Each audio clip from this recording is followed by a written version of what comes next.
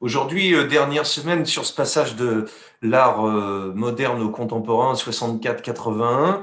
Et puisqu'il nous reste 4 épisodes, je voudrais les intituler Mythologie quotidienne au pluriel, qui était la porte d'entrée d'une exposition de la figuration narrative. Et je ne parlerai pas de cette figuration narrative. Dans Mythologie quotidienne, il y a le télescopage. Mythologie, c'est censé être une histoire qui nous dépasse, qui était avant nous, dans laquelle on peut plus ou moins se construire ou s'identifier quand on lit l'histoire. Et quotidienne et l'inverse, on est dans quelque chose qui est tout à fait concret. Elle me permettra de parler quotidienne de Chantal Akerman, dont je dirais, ça fait longtemps que je n'ai pas employé ce terme, il paraît que je répète beaucoup, que c'est un génie. Mais avant, nous verrons le plus grand film du XXe siècle. Il est signé par Chris Marker, qui est pas si connu que ça. Et avant encore, nous intéresserons aujourd'hui sur cette idée de mythologie quotidienne toute la semaine, c'est la destruction des repères modernes commence, et c'est ce que je voudrais examiner aujourd'hui, sur la disparition de l'idée d'auteur, de l'idée d'acteur de quelque chose. Si je reprends ce livre, j'en reparlerai à la fin, de Paul Arden, qui date de 2003 sur le contemporain, l'artiste à l'âge contemporain, c'est par là que ça commence en fait.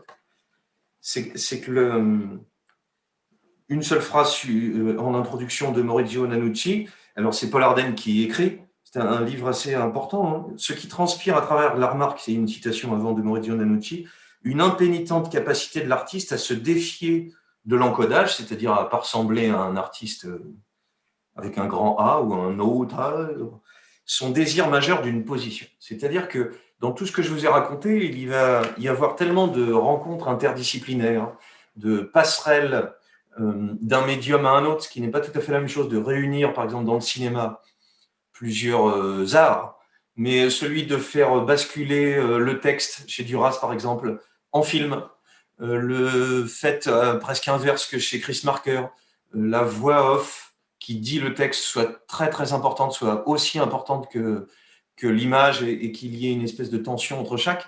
C'est ça qu'on va regarder aujourd'hui.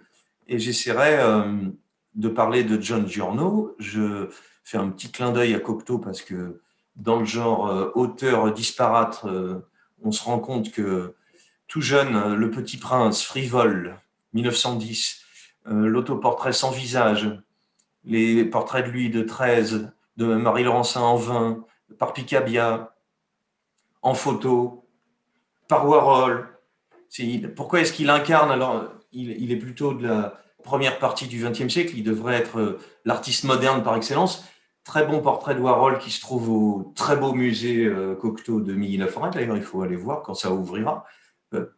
Très très bel endroit, très beau jardin aussi à voir en toutes les saisons. Pourquoi est-ce qu'il est là? C'est parce que cette bascule dont on a parlé sur les 30 épisodes du fait que c'est le process art, c'est l'œuvre en train de se faire qui intéresse de plus en plus l'art contemporain, ben, il va donner une posture différente à celui qui fabrique, à celui qui... Cocteau a une formule qui est mignonne, il dit « je suis touche-à-touiste » et on m'en veut pour ça. Il fait de la provocation, il fait de la littérature, il pique des idées à droite à gauche, il est brillant, mondain, et il est en un sens le Warhol d'avant Warhol. Il est surtout, et c'est très étonnant, alors qu'il devrait, dans les années 60, être basculé dans, je dis ça de façon pas péjorative et pas provocatrice, mais un ringard, un grand ancien. Voilà, il est admiré aussi par la nouvelle vague française. Il se retrouve à côté de Truffaut et admiré donc par Warhol aussi. Pourquoi ici en portrait par Modigliani? Mais parce que sa posture, Paul Arden parlait de la position de l'auteur. Il n'y a plus d'auteur, il y a une espèce d'instance, entre guillemets, qui va réunir des propositions. Et si ce que je dis là vous parle, ça veut dire que j'ai bien fait le travail jusque-là de montrer qu'il y a changement dans l'œuvre elle-même, peut y avoir du touche-à-touche, justement, on change de média, mais aussi que la notion un peu ancienne, un peu grandiloquente d'auteur, elle est moquée ou questionnée par les artistes, parce qu'il y a toujours dans le contemporain un rapport à l'histoire de l'art. Alors, je vais prendre et mettre en face à face deux choses très étonnantes. La parole de Julia Kristeva et celle de Pierre Bourdieu qui vont compléter mon introduction, nous sommes dans la vidéo de Beaubourg qui fête l'année 1977, ses 40 ans, et elle est en train de parler de pourquoi les artistes, pourquoi les penseurs vont ou ne vont pas à la télé, pourquoi est-ce que cette société du spectacle qu'on a vu s'accélérer et se multiplier, pourquoi justement l'auteur est peut-être celui qui serait, en n'incarnant pas le grand écrivain, mais en étant dans la matière de la réflexion, peut-être celui qui trouvera les idées à venir. Bonsoir, bonsoir à toutes et à tous. Eh bien, il y a des gens, et ils sont nombreux, qui vivent dans une matière qui s'appelle l'esprit ou la pensée, et qui n'est pas visible et qui n'est pas toujours compatible avec le spectacle. Alors... Julia Kristeva est une des grandes intellectuelles des années 60 qui a participé avec Solers, qui devient son mari après qu'elle arrive de Bulgarie pour faire sa thèse, membre active du groupe tel quel, et donc aux côtés de Derrida, Barthes, c'est-à-dire la pensée française critique, plutôt sur l'histoire, je simplifie, mais sur l'histoire de la littérature et sur l'histoire des arts. Est-ce qu'ils sont obligés de devenir des intellectuels médiatiques? Certains disent oui, sans quoi il n'y a pas de survie. Nous avons dit non.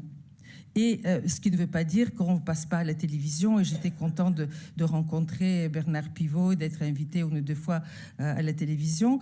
Mais ce n'était pas pour donner des leçons en politique, ni pour s'insurger contre le stalinisme, etc., ce qui est aussi nécessaire. Ce sont des idéologues. L'idéologie est très importante. Et malheureusement, il me semble aujourd'hui, la presse, les médias ne transforment pas, mais translatent, diffusent, transfèrent l'idéologie. Et... Transfère l'idéologie, c'est-à-dire que la façon de montrer les images, la façon de nous présenter les informations, n'est pas le questionnement sur est-ce que l'info est vraie, est-ce qu'il faut la recouper, est-ce qu'il y a la maladie de notre époque maintenant. Mais en amont, le cadrage, la voix off, ce qui va se mettre autour. Ça s'applique à la fois sur la politique et Julia Kristeva, Solers, ceux qui ont beaucoup soutenu Mao, et il y aurait de quoi dire là plus que 50 minutes, puisqu'ils se sont positionnés politiquement, peuvent eux-mêmes être les sujets de l'étude de l'image, en fait, et de la posture vis-à-vis de l'image. Et ce qu'elle est en train de dire, qui me semble très important, c'est que finalement, il y a cette société du spectacle qui est critiquée depuis Debord, qui est le début de ma période 64, et là, elle parle de 77. Mais le fait que, finalement, il n'y a pas que cette société des images dont j'ai beaucoup parlé.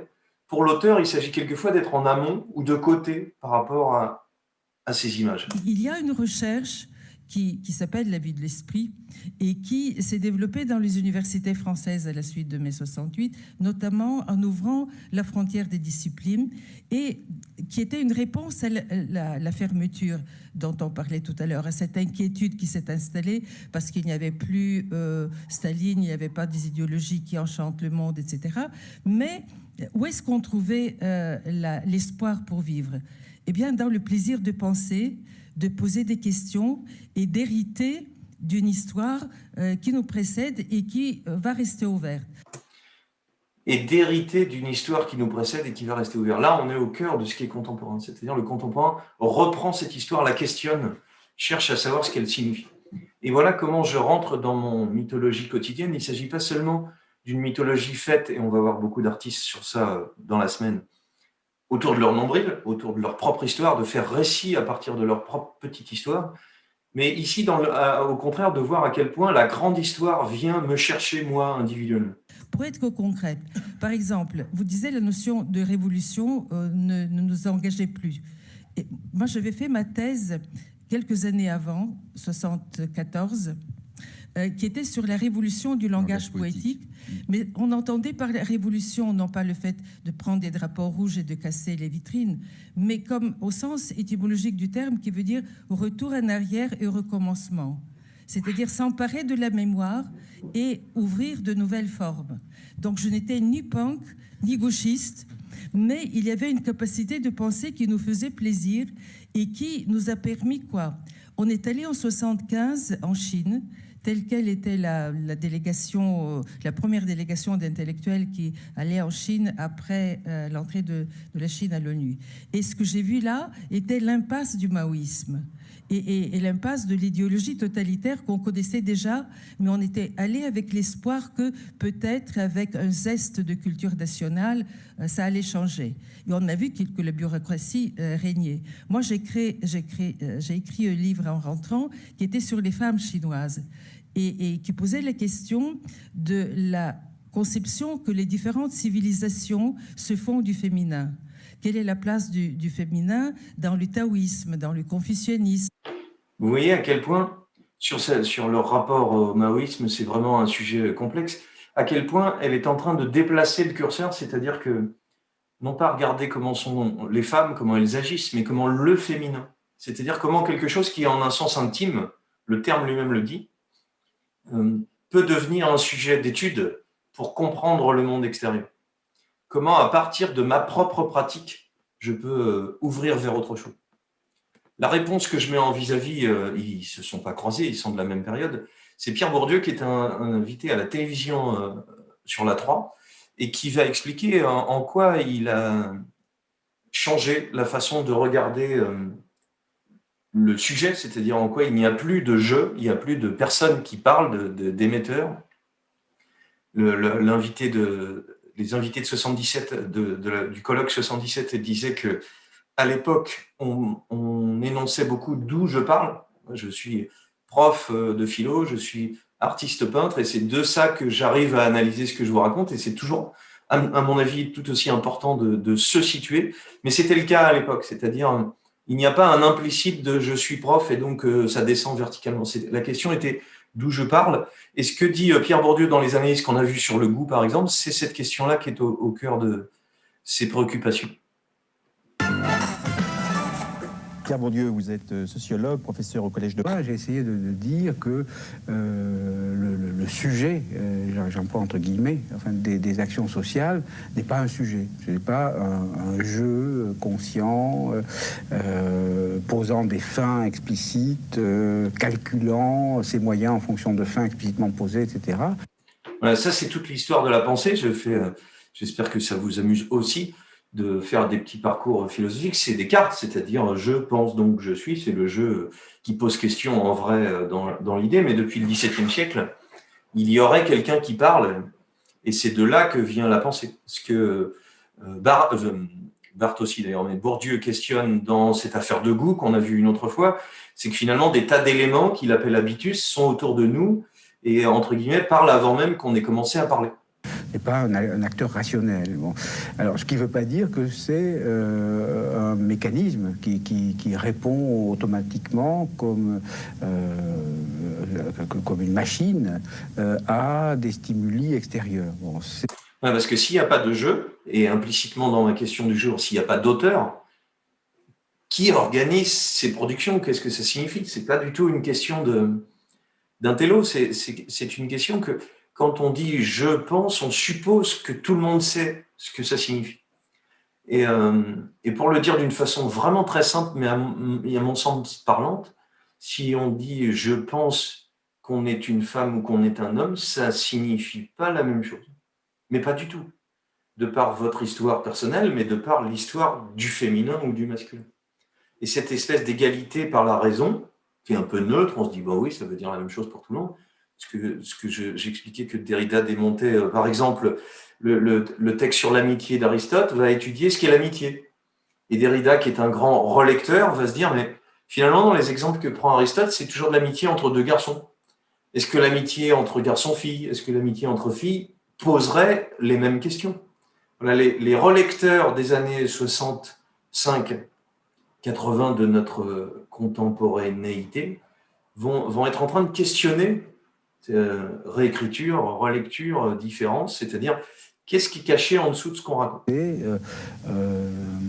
Ce que j'appelle donc un habitus, c'est-à-dire une histoire incorporée, une histoire faite corps, une histoire qui est inscrite dans le cerveau, mais aussi dans les plis du corps, dans les gestes, dans la manière de parler, dans les accents, les prononciations, dans les titres, dans tout ce que nous sommes. Alors c'est cette histoire incorporée est le principe à partir duquel nous répondons. D'où votre intérêt pour le goût qui oui, voilà, alors le goût, voilà, c'est une incarnation. Voilà, c'est une incarnation. Alors, bon, donc, c'est une notion qui a une vertu théorique, dont la vertu théorique principale, selon moi, hein, c'est toujours bizarre de se commenter comme ça, enfin, bon, et d'échapper à toute une série d'alternatives que nous avons intériorisées, qui font partie de notre habitus cultivé. Nous sommes tous passés par des classes de philosophie, souvent mauvaises, etc. Alors, on a intériorisé liberté, déterminisme. Bon, j'en profite pour faire un petit clin d'œil à Bourdieu. Il est capable, en disant qu'il n'y a pas de sujet, de questionner son propre discours. C'est-à-dire, il dit, c'est pas parce que je le dis que c'est juste. J'essaie juste d'expliquer pourquoi je suis en train de vous dire ça. Voilà, tout ce cursus, mais il vient de quelque chose de simple. Et il suffit de prendre 4 auteurs, qui ne sont pas des auteurs, justement. Si je prends le texte de Georges Perec, Tentative d'épuisement d'un lieu parisien, Georges Perec est à la fois un grand joueur avec le langage. Vous avez compris au travers de ce que disait Kristeva que les auteurs vont travailler la langue, en fait, travailler ce que ça signifie. Il va tout simplement, tentative d'épuisement d'un lieu parisien, se poser. Voilà, on est le 18 octobre 1974, 10h30, tabac Saint-Sulpice, temps froid, sec, ciel gris, quelques éclaircies. C'est pas très littéraire, c'est pas de la littérature au sens où on s'y attend, c'est pas du roman. Et qu'est-ce qu'il fait, cette espèce de fou? Il va essayer de décrire tout ce qu'il voit, la totalité de ce qu'il voit en continu. Il y a beaucoup de choses de place Saint-Sulpice, par exemple, une mairie, un hôtel des finances, un commercial de police, 3 cafés, dont un fait tabac, un cinéma, une église à laquelle on travaillait Levaux, Gittard, Openor, Servandoni et Chalgrin, et qui est dédié à un aumônier de Clotaire et qui fut évêque de Bourges. Un grand nombre, un peu plus bas. Sinon, la plupart de ces choses ont été décrites, inventoriées, photographiées, racontées, recensées. Mon propos dans les pages qui suivent a plutôt été de décrire le reste. Qu'est-ce qui n'est pas tourisme, qu'est-ce qui n'est pas patrimoine, ce que l'on ne note généralement pas. Et vous voyez comment, à la fois, ce qui va être dit par de petites choses de la vie de tous les jours, quotidienne, et à la fois celui qui les énonce, ben, ce n'est pas une histoire de héros, en fait, ce n'est pas une sorte de grande et folle aventure. Ce que l'on ne note généralement pas, ce qui ne se remarque pas, ce qui n'a pas d'importance, ce qui se passe quand il ne se passe rien. Sinon du temps, des gens, des voitures et des nuages. Et vous vous doutez qu'il va quand même y avoir une forme de poésie dans ça. Esquisse d'un inventaire de quelques-unes des choses strictement visibles, on pourrait faire ça comme exercice tous les jours. Est-ce qu'il y a des lettres autour de nous? Vous vous souvenez des déchirures d'affiches par Villeglé et Ins, des lettres de l'alphabet KLM sur la pochette d'un promeneur, un P majuscule qui signifie parking, hôtel réclamier, Saint-Raphaël. Voilà. Plus loin, des symboles conventionnels, des flèches sous le P des parkings, l'une légèrement pointée vers le sol, l'autre orientée en direction de la rue Bonaparte. C'est finalement quelque chose de très, très cinématographique parce qu'en fait, il décrit tout ce qu'il voit comme une espèce de robot. C'est une mauvaise comparaison, mais il n'y a pas de héros, il n'y a pas d'histoire, il n'y a pas de commentaire ou de positionnement, c'est-à-dire que le narrateur, on a du mal à savoir est-ce que c'est vu depuis cette terrasse par Pérec ou par quelqu'un d'autre qui serait neutre? Pourquoi à ce moment-là? Très, très curieux. Par contre, assez proche de ce que je vous ai montré de Jan Dibetz, c'est-à-dire de la photographie conceptuelle. Prendre une photo toutes les 20 minutes, du même endroit, du début de la journée à la fin de la journée. Une espèce d'inventaire presque fastidieux et assez fascinant. Voilà, le 63 va à la porte de la Muette, le 86 va à Saint-Germain-des-Prés. Nettoyer, c'est bien, ne pas salir, c'est mieux. Un car allemand, une fourgonnette Brinks. Le système de télescopage des mots, des phrases, qui fait qu'il n'y a pas de suivi. Couleur, d'un seul coup, arrive. Méhari verte. Le 63 va à la porte de la Muette. Un car Citirama à 2 étages. Quelque chose de très visuel aussi, finalement, qui fait que l'ensemble est une espèce d'inventaire continu. On se demande comment ça va finir, comment il va s'en sortir.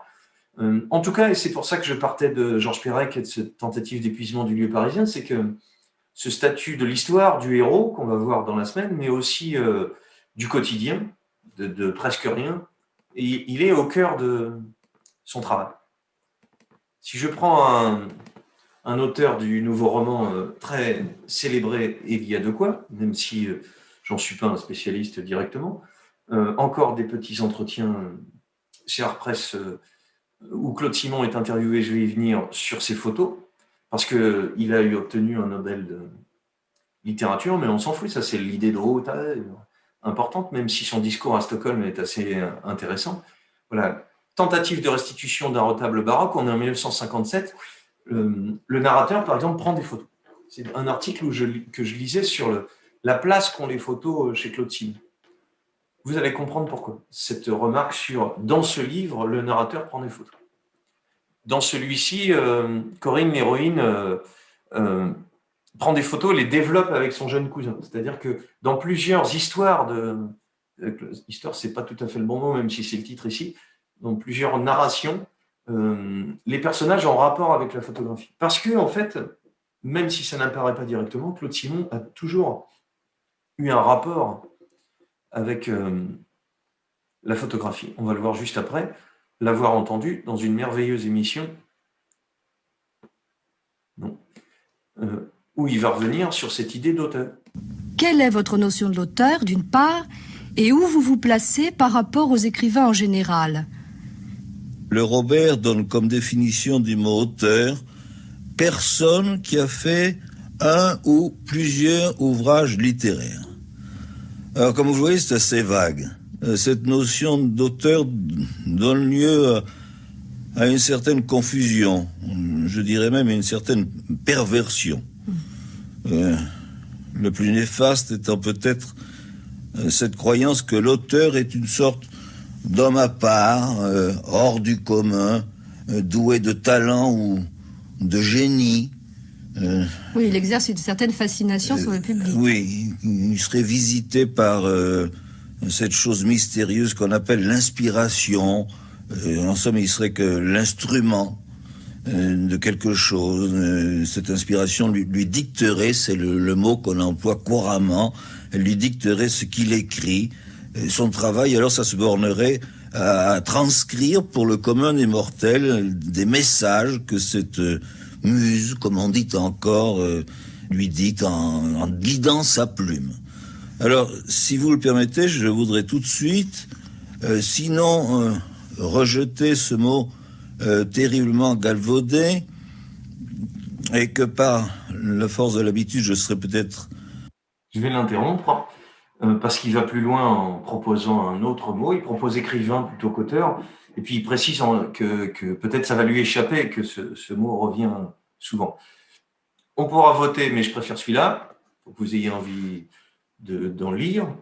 Et si on va vite, je voudrais vous montrer un extrait, parce que ce positionnement du nouveau roman, Sarraute, Rob Grillet, Pinget, Duras, Claude Ollier, Claude Simon, cette réinvention du roman qui est un peu... Le nouveau roman est aussi un terme qui est maintenant daté, qui n'est plus une espèce d'objet médiatique, entre guillemets, qui permet de comprendre comment ce positionnement par rapport à l'ancien roman, on va dire Balzac, héros, histoire, se détache, comment il se détache de l'histoire, justement, aux deux sens du terme, de l'histoire, de la littérature et des histoires en général. J'en prends un extrait dans l'Acacia, qui était un livre de 89. Je suis un peu sorti de mon cursus, mais je trouve que le texte est de qualité. Il manque de mots. Le personnage évoqué par Claude Simon est le père de l'écrivain, et vous allez comprendre que ça change de sens. Tué au front le 27 août 14 près de Verdun. L'expérience de la Deuxième Guerre mondiale le conduit à remettre en cause les témoignages et à désaffubler l'écriture de la guerre des mythes recouvrant d'un voile glorieux les réalités que l'écriture tente ici de ressaisir. Il va raconter quelque chose d'une autre façon que la mythification mythologique quotidienne.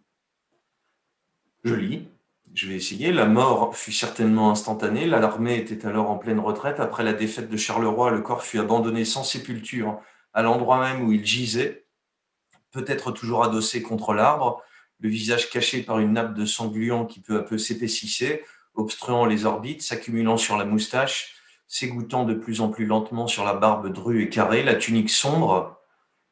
C'est très littéraire, c'est très visuel comme écriture. Avant de le laisser derrière eux, son ordonnance ou celui de ses officiers à qui avait échu le commandement de la compagnie eut cependant soin d'emporter la plaque de zinc de couleur grisâtre attachée à son poignet et portant son nom ainsi que son numéro matricule. Cette plaque fut plus tard envoyée à la veuve en même temps que les jumelles et une citation du mort à l'ordre de l'armée, suivie peu après par l'attribution de la croix de la Légion d'honneur décernée à titre posthume. Ce fut tout. Le régiment subit par la suite de telles pertes qu'il fut pratiquement impossible de retrouver et d'interroger les témoins directs de cet événement. Et pardon, je saute. Rien d'autre donc que ces vagues récits, peut-être de seconde main, peut-être poétisant les faits, soit par pitié ou complaisance pour flatter, ou plutôt dans la mesure du possible, conforter la veuve. C'est-à-dire que le père mort, on ne sait pas qui l'a vu mourir, on ne sait pas quelle tête il avait. Et la double surprise qui est passionnante sur cette question de l'auteur que je voudrais traiter aujourd'hui, c'est qu'à la fois, il comprend que c'est un récit de récit, et sans doute qu'il a été enjolivé pour faire du bien à la veuve. Et secondement, et ce n'est pas des moindres, c'est Claude Simon lui-même qui raconte l'histoire de son père, avec cette distance. Chez Claude Simon, il y a quelque chose qui est passionnant, c'est qu'on va mettre du temps, il le précise dans cet entretien à Presse de 92, on lui demande comment vous êtes mis à faire de la photo. En fait, il fait de la photo depuis les années 38. Il fait, ça me permet, je ne pouvais pas mettre tout le monde, il prend photo Rob Grillet, qui a fait aussi du cinéma, parce que là, je voudrais continuer sur ce rapport du texte à l'image, en fait, comment les auteurs, dans leurs textes, parlent d'image, jouent avec l'image, c'est ce que je viens de dire là, la mise à distance du mythe qu'on t'a fourni, tu peux peut-être le questionner en te demandant, oui, en fait, ce qu'on me raconte, c'est peut-être enjolivé aussi, peut-être que c'était pour faire plaisir. Et la première partie du texte plus crue, il l'a imaginé, par contraste avec cette imagerie, entre guillemets. Et même chose chez Pérec, je prends un lieu et je vais l'épuiser, ce que la littérature ne peut évidemment pas faire. Mais le process devient tout aussi important que le résultat. Le positionnement de l'auteur, le positionnement de celui qui fait devient le plus important. Et il y a quelque chose de très passionnant, c'est que je vous ai montré, Claude Simon, l'Acacia c'est 89, 67 pour Histoire, 57 pour Le Vent. Quand on est en 92 et qu'on fait paraître les livres de photos d'un écrivain très fameux, d'où viennent ces photos en fait? Et quelle place ont-elles? Est-ce qu'il est photographe? Est-ce qu'il est écrivain qui fait de la photo? La question est au cœur du problème. Dans l'introduction de 37 à 70 par Denis Roche, qui a un texte tout à fait passionnant, le rêve réalisé à chaque livre de tout faire tenir ensemble, mémoire des gens, mémoire des lieux, mémoire des gestes, et une seule visée mentale occupée à tourner lentement sur elle-même, boussole sans but, développant une très lente surface de tout, grossissant l'enjeu et la métaphore, les diminuant, fermant, vous voyez, il fait une métaphore d'appareil photo, l'objectif ou couvrant jusqu'à faire entrer tant de choses d'un seul coup dans un étrange mouvement effaré de la lumière. Les photos de Claude Simon, elles sont à la fois... c'est un objet qui devient compliqué, c'est pour ça qu'il m'intéresse hautement. On a un écrivain. Est-ce qu'on s'intéresse aux photos parce que c'est Claude Simon? Évidemment.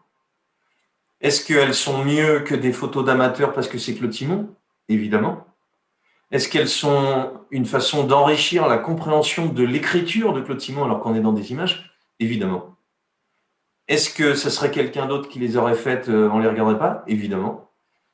Par contre, on en vient à cette métaphore que je vais piquer à mon ami François Bon, l'auteur, puisqu'on cherche à trouver un autre terme dans cet espace contemporain, il dit l'auteur comme un écosystème, c'est tous ces éléments-là, les uns par rapport aux autres, qui vont jouer. Ce que répond Claude Simon dans l'interview de 92,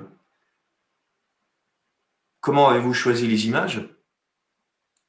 J'ai gardé celles qui me semblaient intéressantes, un sujet curieux, bizarre, insolite, ou beau en lui-même. Quant à leur succession, à la façon dont elles sont ordonnées dans l'album, c'est comme dans mes livres, elles sont associées pour des raisons de qualité et non pas de causalité, puisque le roman, pour certains du moins, depuis Proust et Joyce, a cessé d'être une fable tendant à démontrer quelques thèses sociales, philosophiques ou autres.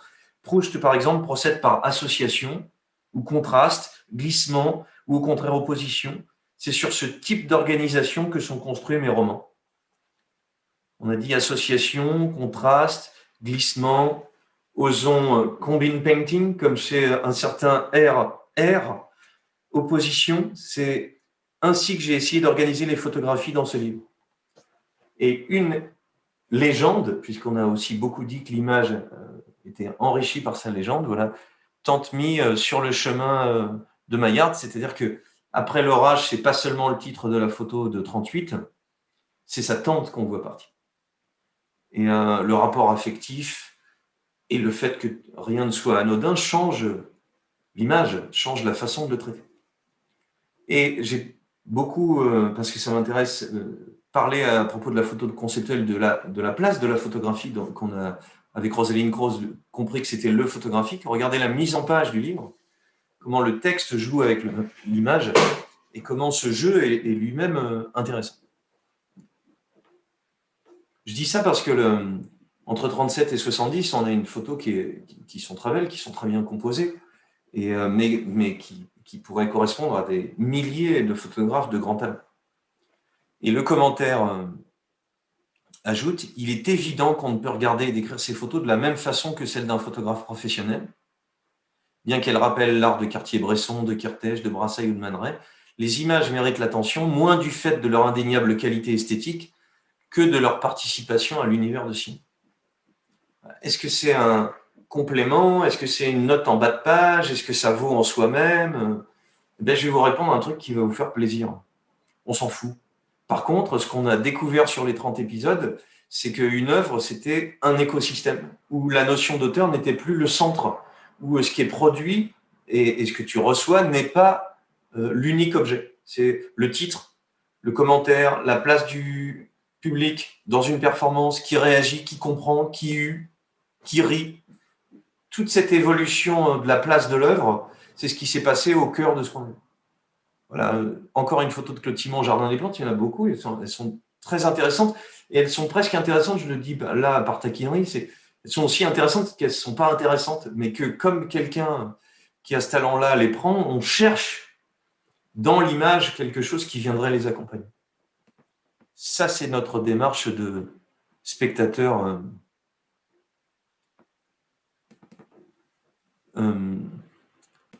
incarné ou invité à prendre sa place. Je vous ai parlé un petit peu, je pars aux États-Unis un tout petit peu, de ce John Giorno qui avait, dès les années 60, eu l'idée de pouvoir se faire appeler au téléphone pour entendre un poème, pour changer la façon dont on recevrait l'ensemble de son œuvre au lieu de la lire, de la déclamer, de l'écrire sur les panneaux dans la ville. Voilà, manger le ciel. C'est pas de la pub, mais ça va sur le terrain de la pub. C'est pas une installation, c'est pas une peinture, c'est pas une image. Quoique ça fasse image très facilement, manger le ciel, c'est quand même pas mal. C'est une image littéraire et ce glissement nous intéresse. Voilà, on pouvait, lors de la rétrospective au Palais de Tokyo, entendre un poème. J'ai aussi dit que dans cette période, c'était la façon dont John Giorno avait déplacé le corps de l'auteur. Il n'était plus caché derrière des pages que tu découvres à la bibliothèque. Il peut être celui qui déclame, il peut être celui qui lit simplement et qui, par la lecture, va changer la façon dont on lit. Et là aussi, interdisciplinarité, c'est pas seulement le fait que l'artiste touche à tout, c'est le déplacement de la compréhension de l'œuvre à cause de ce qui se fait à côté. Le même Giorno était déjà acteur, entre guillemets, dans le film Sleep, c'est-à-dire Dormir de 63 de Warhol, puisqu'il dort pendant 4 heures et qu'il est filmé en train de dormir. Ce que je ne vous avais pas montré, c'est qu'en cherchant à mettre la poésie à un autre endroit, John Giorno fait une chose merveilleuse qui est de peindre, on le voit là, sur des... Alors, est-ce que c'est une image quand c'est un texte qui est écrit? Alors, on va dire oui. Ça fait une image dès que c'est en graphisme encadré et coloré. Par contre, cette image, elle est interférée, elle est perturbée par ce qui est dit et qu'on va essayer de traduire parce que la métaphore chez Giorno, elle est géniale parce qu'elle est très compréhensible dans un langage de la vie de tous les jours, pas celui du poète, auteur.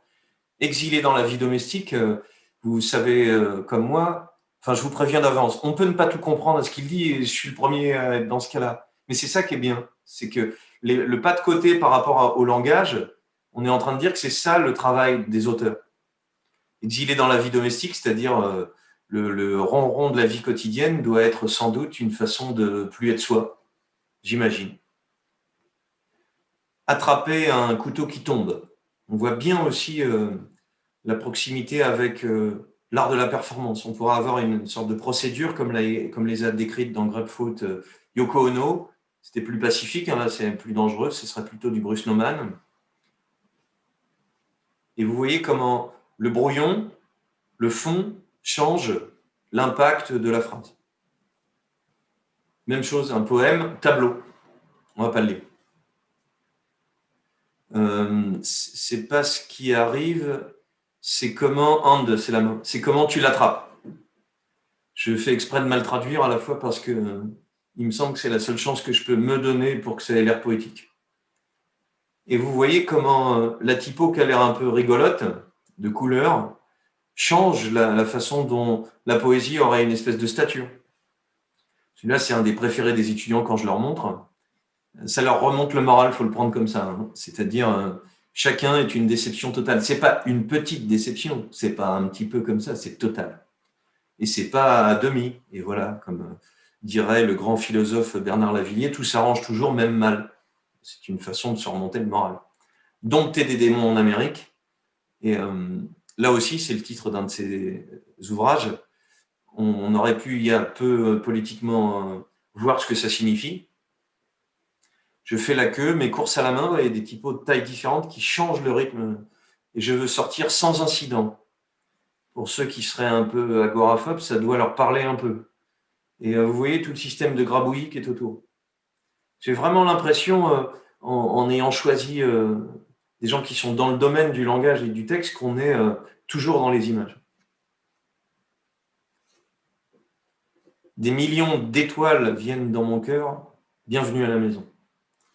Et un autre qui montre l'ironie. Alors, c'est intraduisible, c'est chat mort rebond. C'est le rebond d'un chat mort.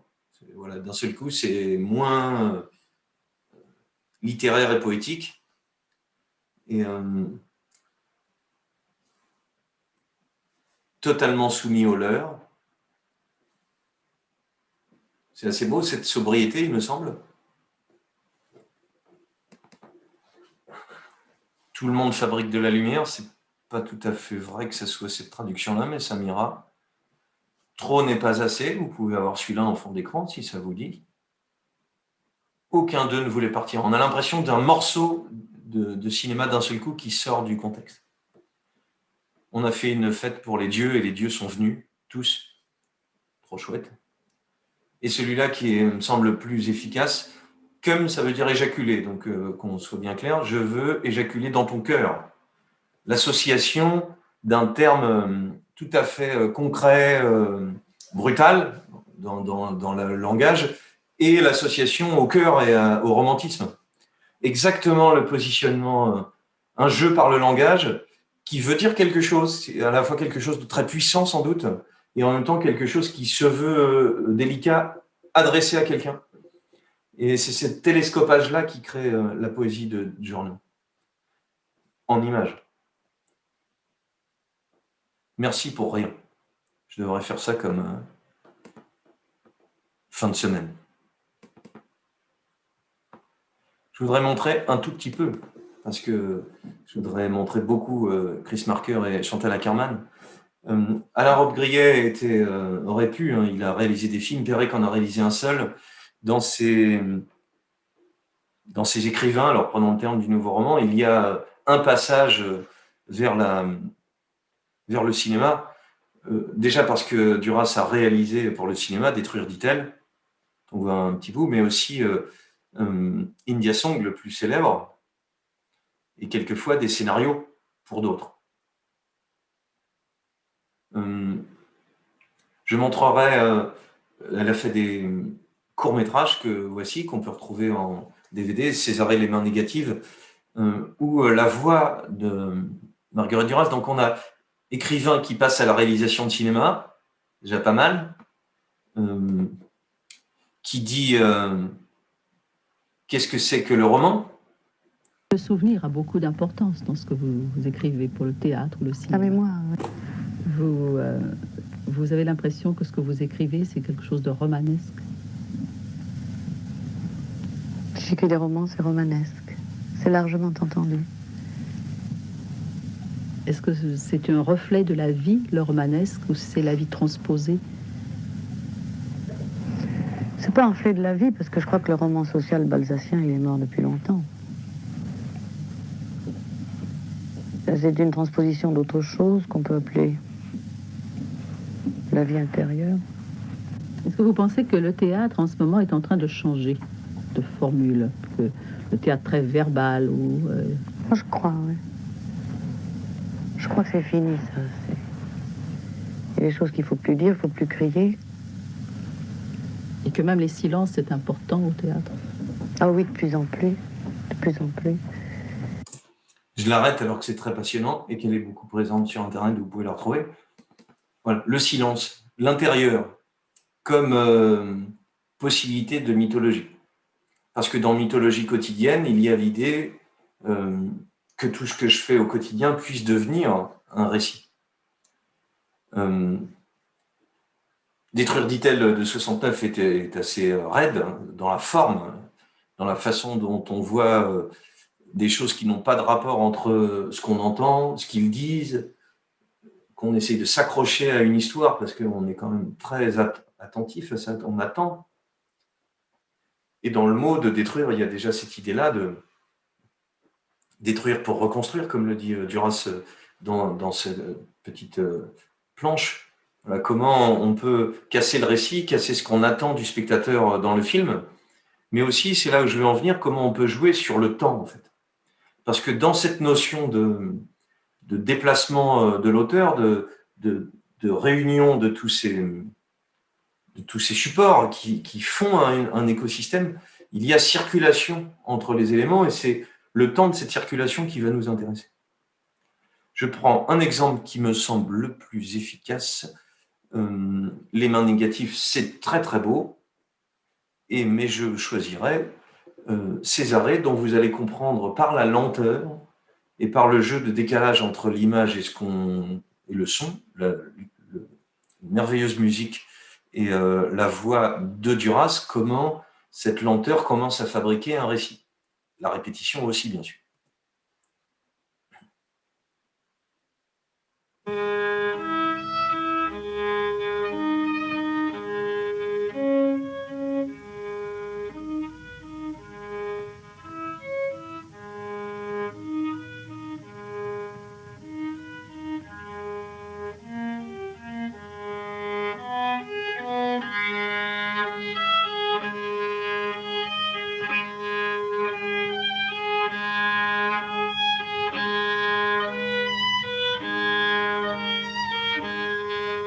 Césarée.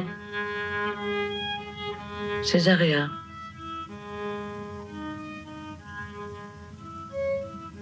L'endroit s'appelle ainsi, Césarée. Césaréa.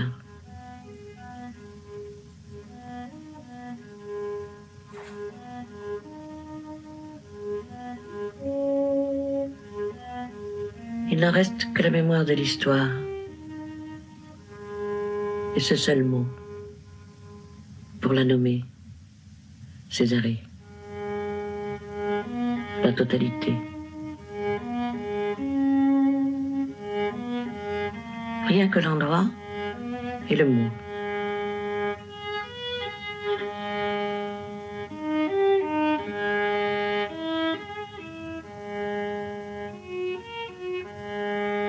Le sol, il est blanc. De la poussière de marbre, mêlée au sable de la mer.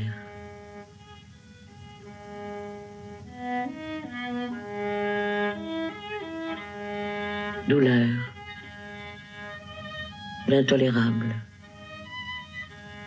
la douleur de leur séparation. Vous comprenez que ce qui est décrit n'a pas de rapport direct avec ce que l'on voit et que ce jeu de décalage qui pourrait être dans un livre fonctionne au cinéma. Parlerai-je d'Adami? Je n'en aurai pas le temps. Je vous le montrerai quand les épisodes reprendront. Adami fait partie du groupe Figuration narrative. Il a beaucoup dessiné pour des auteurs. Il a un dessin merveilleux, d'ailleurs. Derrida a écrit sur son travail et il est, lui aussi, en train de déconstruire les images. On voit des morceaux très bien dessinés, très précis, à la fois très graphiques, on dirait une sorte de slogan, d'affiche, de publicité, pour quelque chose dont on ignore tout et pour lequel on a du mal à remettre en place l'histoire. Et c'est ce décalage par rapport à ce que l'on voit qui est le sujet pour des affiches ou pour rien. Une grande efficacité qui vient du monde de la publicité, même si on reconnaît ici la peinture de Velázquez ou Corot, tiens, j'ai un doute, sortie de son contexte, la silhouette de Freud, tout un jeu de complicité avec le spectateur qui permet d'accéder. C'est la même époque que Jacques Monory avec les polars ou Eduardo Arroyo avec ses personnages sans visage à chapeau. Chez Adami, on est en 82 là, toujours un sens du dessin, et on a des éléments qui viennent s'incruster les uns dans les autres, qui jouent avec la forme. À l'intérieur, un dessin aussi, qui quelquefois sort de la forme, et en même temps une grande simplicité de couleurs, qui font s'interroger sur ce que ça fait là. En fait, on a tous les éléments comme une publicité. On pourrait presque regarder cette image très vite en comprenant ce que c'est et en se disant mais non, en fait, l'espace n'est pas cohérent, le message n'est pas très compréhensible. Et qu'est-ce qu'ils sont en train de faire en fait? De quoi ça parle? L'Étoile du matin, étude 2007, ne nous aidera pas. On est mis devant cette situation de devoir inventer, reconstruire ce que l'artiste s'est amusé à casser. Je fais vite parce que il y a plus facilement encore moyen de montrer comment l'auteur a disparu. Chris Marker, j'ai une admiration immense pour son travail, mais le plus intéressant, c'est lui, à mon goût, qui fait le meilleur film du XXe siècle, toujours les hiérarchies à la noix, ça ne veut rien dire en vrai, mais c'est pour faire le malin. C'est surtout son positionnement qui est incroyable. Le cœur net, 1950 roman, un essai incroyable sur Giraudoux. Incroyable parce que c'est vraiment très intéressant, et puis c'est une collection qui est absolument accessible. Le voici à gauche, on a très peu d'images à lui, même sur Internet, on a 5 images, parce que c'est quelqu'un qui va travailler sur l'image. Le voici avec René, puisqu'il a été le monteur et co-auteur des statues, mais aussi le documentaire interdit longtemps sur la sculpture africaine. Et dans les films de Chris Marker, il y a continuellement cette question de l'image, de l'auteur, puisqu'on connaîtra toute sa vie que 4 photos, des pseudonymes pour réaliser des films sous différents noms, un intérêt pour la littérature, pour le cinéma, les DVD, l'Internet, les installations, la photographie, tout un jeu de transformation continuelle des médiums qui sont sous sa main, qui jouent avec l'image et qui font que ces films peuvent être très politiques. Il est très engagé et proche de Godard aussi. Et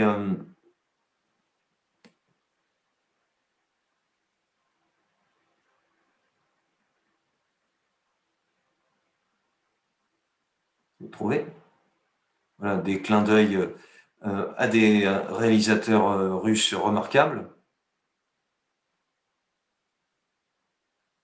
Et un jeu qui correspond exactement à ce que je voulais vous dire aujourd'hui. Entre la voix off et ce qu'on voit. Beaucoup des films de Marker sont des films d'un écrivain et ils sont l'occasion d'être narrés en voix off uniquement par une voix qui crée un décalage avec ce qu'on voit, qui fait que je trouve qu'il y a une force incroyable dans la simplicité. Mais a été confié à Yves Montand. La personnalité quelque peu over the top de Montand était-elle soluble dans le cinéma plus sobre de Chris Marker? Bah oui. Paris est cette ville où l'on voudrait arriver sans mémoire, où l'on voudrait revenir après un très long temps pour savoir si les serrures s'ouvrent toujours aux mêmes clés, s'il y a toujours ici le même dosage entre la lumière et la brume, entre l'aridité et la tendresse, s'il y a toujours une chouette qui chante au crépuscule, un chat qui vit dans une île, et si l'on nomme encore par leur nom d'allégorie le Val-de-Grâce, la porte dorée, le point du jour. Enfin, terminons. Voilà, ça c'est le joli mais. Un changement de rapport au documentaire, puisque vous avez vu que ce sont des images de la vraie vie, des supports différents comme le CD-ROM, le chef-d'œuvre du XXe siècle que voilà, c'est-à-dire un film court que vous pouvez trouver sur Internet qui dure 25 minutes, dont j'ai mis longtemps à me rappeler que c'était fait uniquement avec des photos et que la voix off était le plus important de tout. Pour fabriquer à partir de ces photos un hors-champ incroyable, c'est-à-dire on dirait de la littérature ce qu'il va vous lire, la voix est très présente, donc c'est du cinéma, mais c'est fait à partir de photos en plan fixe, avec une bande son qui est ajoutée, donc c'est du cinéma. Et ça fabrique, surtout dans votre tête, un gros cinéma.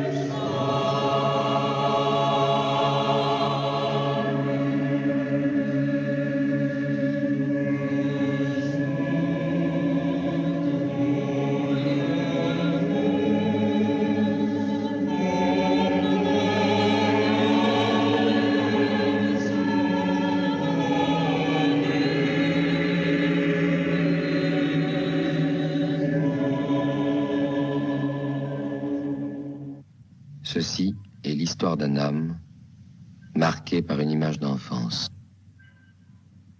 La scène qui le troubla par sa violence, et dont il ne devait comprendre que beaucoup plus tard la signification, eut lieu sur la grande jetée d'Orly, quelques années avant le début de la Troisième Guerre mondiale.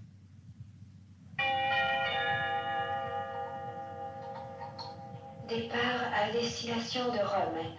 Vol Alitalia 333. Embarquement. La capacité de la bande-son à fabriquer du cinéma alors que vous êtes devant une photo, c'est invraisemblable.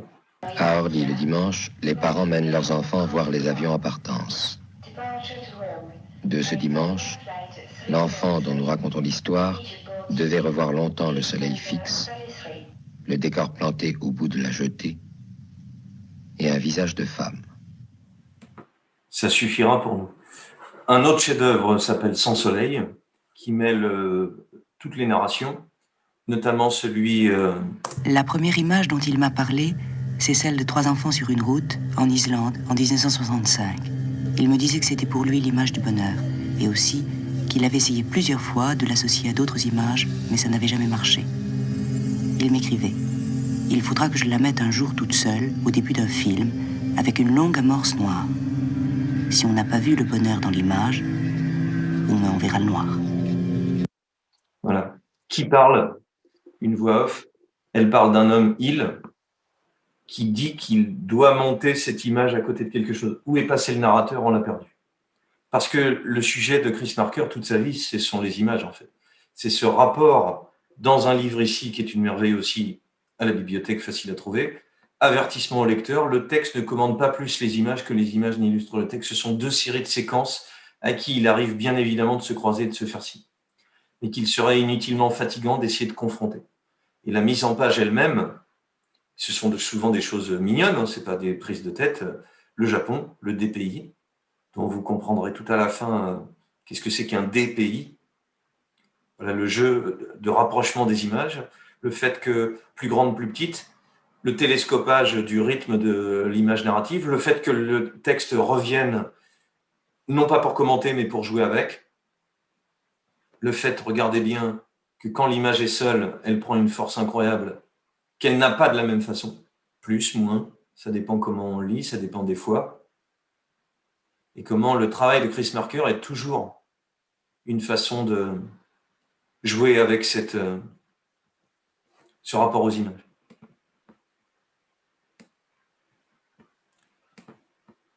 Ma conclusion, c'est que Chantal Akerman, toute jeune, fait ce premier film, Saute ma ville, qui est un film complètement étonnant. On est dans la fin des années 70, et ce film qui va la rendre très célèbre, elle va l'expliquer dans un petit extrait qui est un peu long. Alors j'ai débordé, je vais vous retenir, l'extrait dure 8 minutes, je suis désolé. Très difficile à évaluer le temps que ça va prendre. La voilà qui résume, elle est vraiment toute jeune, le film lui-même. Et ce qu'on va voir en film, c'est le quotidien. Et pour ceux qui ont sifflé, elle en parle dans l'explication, 3h20 avec Delphine Seyrig qui épluche des pommes de terre, c'est pas mal. Mais vous comprenez qu'il ne s'agit pas seulement d'être fasciné par une grande dame épluchant des pommes de terre en plan fixe qui ferait penser à une peinture flamande. Mais tout simplement, elle vient de le dire, parce que la répétition du quotidien devient une espèce de danse presque rassurante. Dans le commentaire, elle parle de sa famille juive et du fait que son grand-père étant très très croyant, toutes les procédures de vie, tout ce qu'il faut faire, tous les gestes à faire ont un sens religieux. Et comment, une fois son grand-père mort à la maison, ses parents vont arrêter de le faire, mais vont continuer à le faire parce que l'habitude, ça a une vertu. Et comment, à l'intérieur de cette danse du quotidien, parce qu'elle est à la fois en train de répéter les mêmes gestes, mais quand même de 5h à 5h30, elle se prostitue pour vivre. Comment, et c'est une métaphore évidemment, comment de cette répétition va naître un décalage d'angoisse.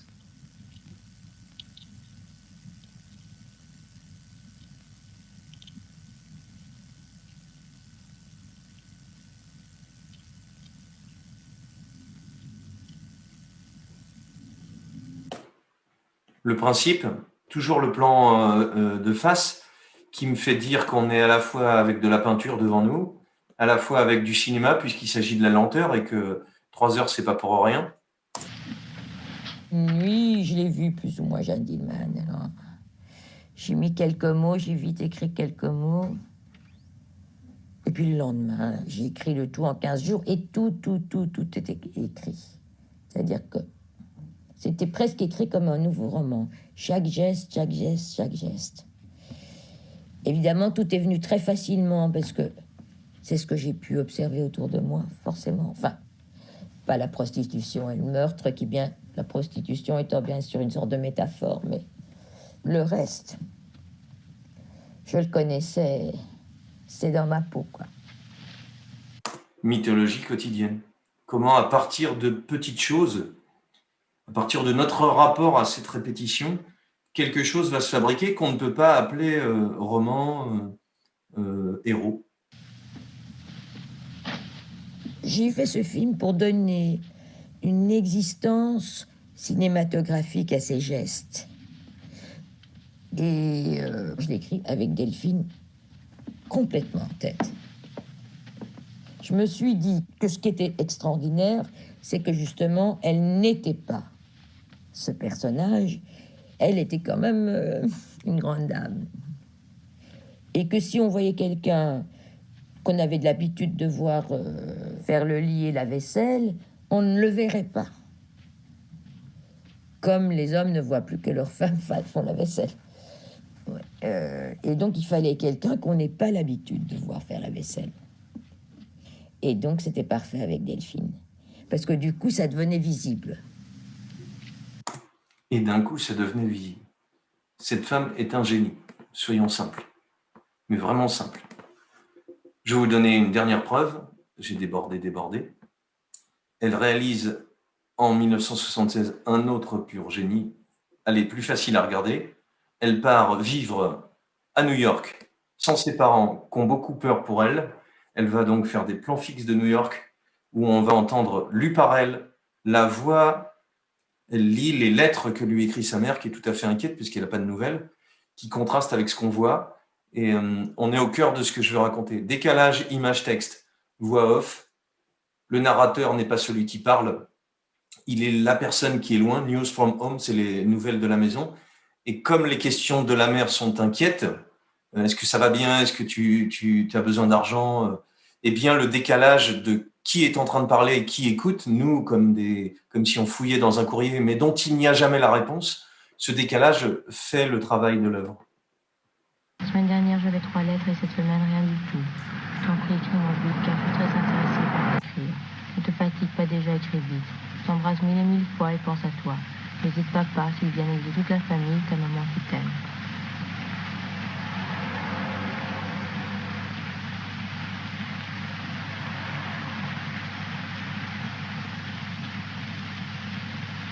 De la peinture, évidemment, et un jeu qui va plus loin sur la fin de mon extrait, comme ça j'éviterai de le couper, où la voix off, qui est ce à quoi on s'accroche, il faut que vous tendiez l'oreille, va être même masquée par les bruits de la rue.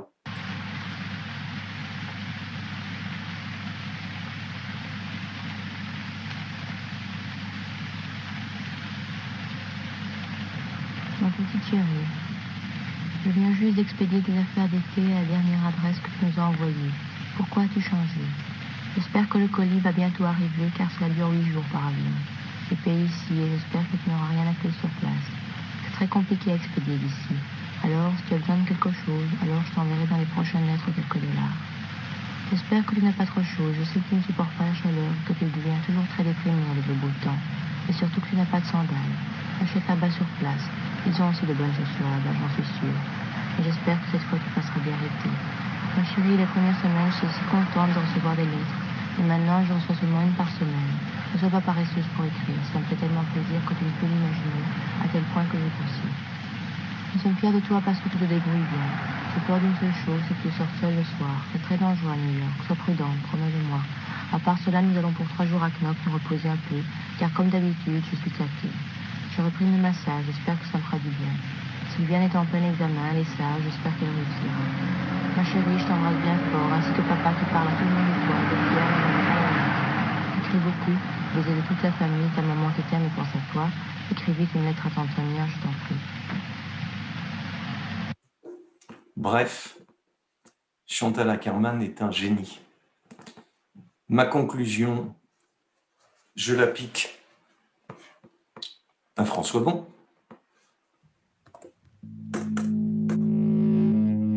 Lorsqu'il arrive à New York... Il est en train de parler de Lovecraft, un auteur qu'il a traduit et qui n'entre pas dans la catégorie grands auteurs, puisqu'il écrirait des choses un peu annexes. Mais il va expliquer rapidement comment tout l'écosystème va éclairer celui qui écrit. La découverte de la ville, il emprunte à sa compagne, Sonia, son Kodak. Et dans ce moment comme ça, ébloui de découvrir New York d'en haut, en montant sur le dessus des immeubles, I did some Kodak shooting. Où sont passées les photographies que Lovecraft lui-même a faites, disparues. Dans l'écosystème, dans ce qui nous préoccupe de l'auteur comme écosystème, je crois que ce qui est important, c'est en quoi pour nous le carnet de l'écrivain se globalise. Là, je parle. Là, j'enregistre des images. La pluralité composite autour de la parole improvisée, qui transforme la parole improvisée en sédimentation, l'organise, et puis, lentement, l'amène à être comme ça, devenir livre, essai, objet à rotation lente et susceptible de partir de nous-mêmes, se déplacer, comme ça. Pour tous nos auteurs, on a un enregistrement audio, par exemple, d'Apollinaire, 1913. Sous le pont Mirabeau coule la Seine. Ouais, mais on n'en a pas de Marcel Proust. On a des enregistrements de Céline, de Sandra. Mais l'autre jour, j'étais à Berne, 6e sous-sol de la Bibliothèque nationale, et dans ce qu'on a archivé de Blaise Sandrard, il y a son magnétophone. Là, pour Lovecraft, qui a vécu le passage du cinéma muet au cinéma parlant, qui a vécu l'irruption et la généralisation de la radio, qui avait lui-même, dans chacun de ses logements, même compte tenu de la modicité, de la pauvreté de ses logements, le téléphone, l'ensemble de cette activité de l'auteur. Pour Baudelaire, on ne se pose pas la question. Mais dans les témoignages d'Asselineau, Champfleury, on a le témoignage du Baudelaire oral. Pour les gens comme Lovecraft, savoir que cette épaisseur d'images et d'enregistrements, d'échanges audio, on est déjà à la frontière où ça pourrait exister. Ça dessine, pour nous, que notre écosystème les inclut. Alors qu'évidemment, on ne se préoccupe pas de la même chose pour Montaigne ou Rabelais. À demain.